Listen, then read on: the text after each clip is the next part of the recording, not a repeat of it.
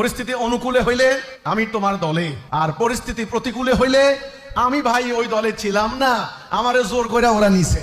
কথাটা বুঝাতে পারলাম কিনা? এখন আমি পুরো কনফিউশনে পড়ে গেছি, কেরা খাঁটি আওয়ামী লীগ, খাঁটি বিএনপি, খাঁটি জামাত শিবির, খাঁটি চরমোনাই, কেরা যে কোনটা এখনো মহা মুশকিল। কারণ এই সরকার ক্ষমতা, কারণ কি আমি জানি তো ভাই, আমি তো আর চাঁদের দেশ থেকে আসি নাই, আমি তো তিল তিল করে এই সমাজে বড় হয়েছি। আমি সমাজের ডাইনে বামে সামনে পেছনে আমি দেখি তো মানুষগুলা, আমি দেখি তো তাদের মনস্তত্ত্ব, আমার সমাজ, আমার প্রতিবেশী, আমার গ্রামবাসী, আমার জেলার মানুষ, আমি তো দেখতাম পাড়ায় পাড়ায় মহল্লায় মহল্লায় সব আওয়ামী লীগ, যুবলীগ, ছাত্রলীগ, এখন কেউ নাই, সব বিএনপি আর জামাত শিবির। এগুলা গেল কোথায়?